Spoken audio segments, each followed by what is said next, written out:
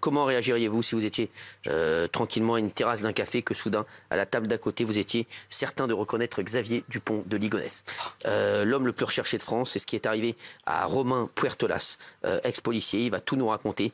Et un ancien ami de Xavier Dupont de Ligonnès sera aussi avec nous dans un instant, un garçon qu'on aime beaucoup, qui est déjà venu nous voir. Il va s'installer là dans quelques minutes. C'est Bruno de Stabenrath, bien sûr, qu'on aime beaucoup, et qui est un des amis, bien sûr, de Xavier Dupont de Ligonnès. Et apparemment, Xavier Dupont de Ligonnès serait vivant. C'est un truc de fou. Sachez-le, voilà ce qu'il va nous raconter. Vous allez voir, d'ailleurs, c'est l'objet d'un roman, hein, Comment j'ai retrouvé Xavier Dupont de Ligonnès. Il va nous en parler dans un instant. Et c'est vrai que je sais que c'est l'affaire qui passionne le plus les Français. Hein. Ouais. C'est un truc de fou. Ah oui, il y a l'affaire Grégory, l'affaire Dupont de Ligonnès. C'est les deux grandes affaires non résolues qui suscitent l'émotion de toute la France. Ouais. Vous allez voir, il va y avoir des révélations très très fortes. Regardez, petit récap. En 2011, les Français découvrent avec effroi la terrible affaire Xavier Dupont de Ligonnès.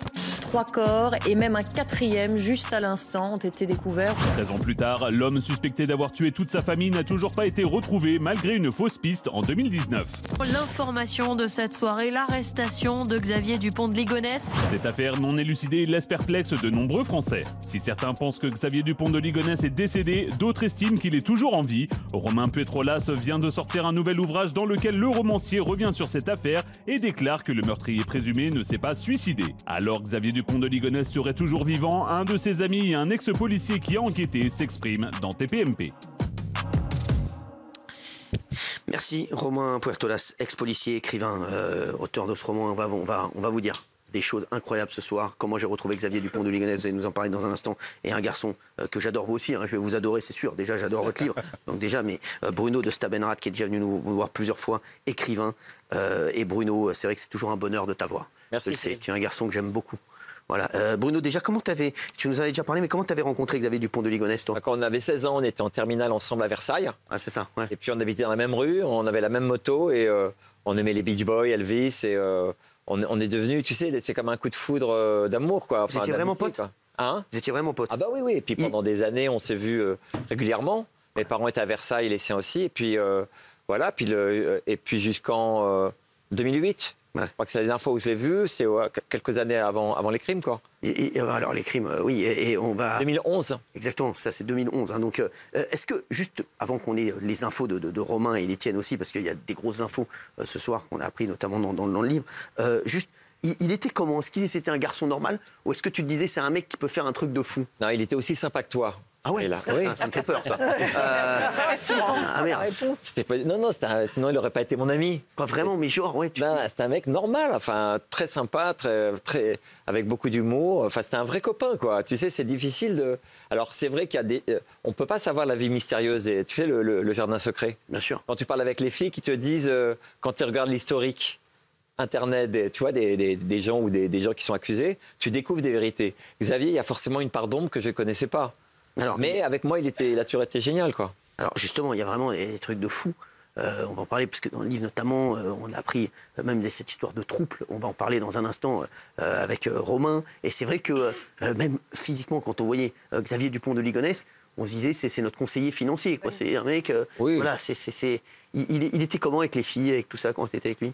Je peux te dire que le sexe, c'était pas son truc. Enfin, parce qu'on lui a donné plein de maîtresses, c'est pas vrai. Xavier, c'est quelqu'un qui était fidèle à Agnès, jusqu'au jour où il a découvert qu'elle le trompait avec son meilleur ami. Ça, mais après, il paraît. Voilà. Et puis, il a eu une maîtresse qui s'appelait Catherine, à qui il a emprunté 50 000 euros. Ouais. Mais il comptait le rendre, il a toujours remboursé ses dettes, Xavier.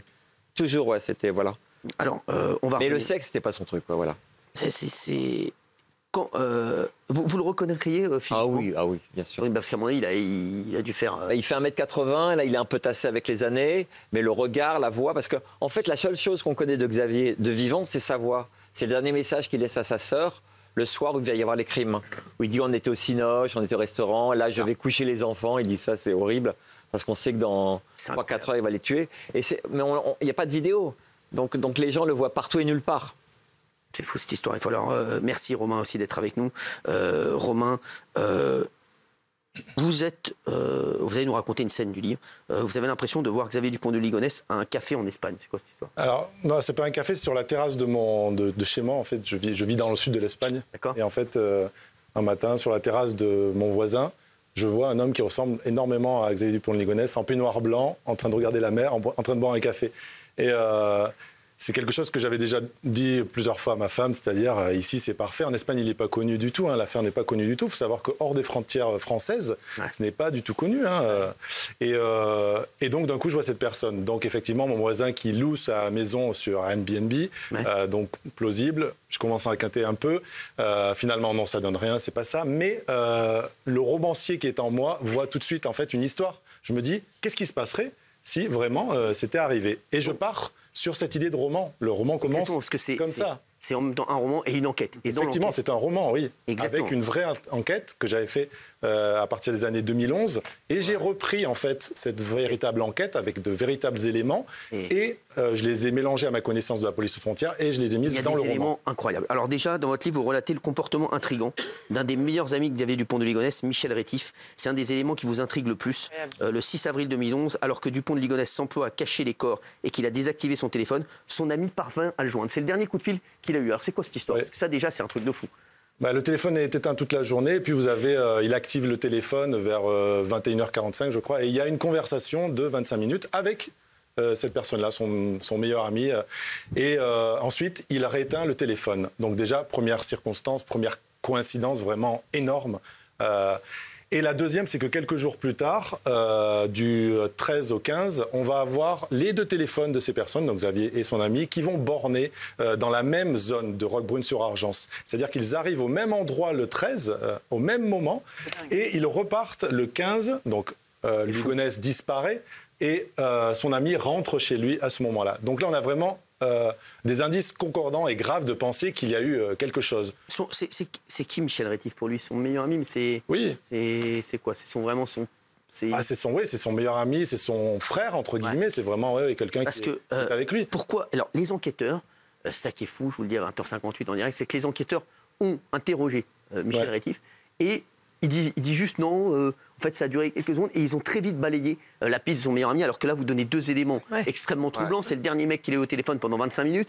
Deux, ils étaient au même endroit, au même moment tous les deux. Donc, et on a l'impression qu'ils ont balayé très vite cette piste. Est-ce que vous pouvez nous raconter ça? Oui, alors c'est assez intriguant. Bon, il faut savoir que quand il y a une information judiciaire, c'est le juge d'instruction qui donne des ordres, des pistes à suivre à la police. Alors, le truc, c'est que Michel Rétif a été interrogé comme simple témoin, en fait. Alors, est-ce que c'est une stratégie du juge d'instruction qui ne veut pas l'affoler, qui l'interroge, ok, il ne dit rien, et ensuite on a mis un dispositif de surveillance de la BRI de Montpellier, qui n'a rien donné, évidemment. Mais dans ce cas-là, moi, je pense qu'il faut donc maintenant le reprendre et le mettre sous mise en examen, témoin assisté, quelque chose de beaucoup plus coercitif. Ils ont juste demandé, voilà...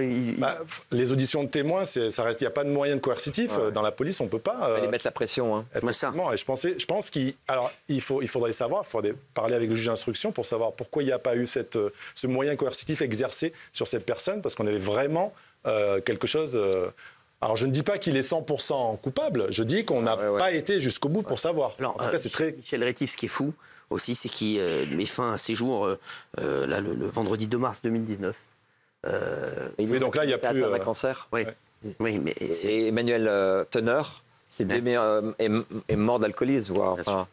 Ils ont été détruits par cette affaire, hein, bien sûr.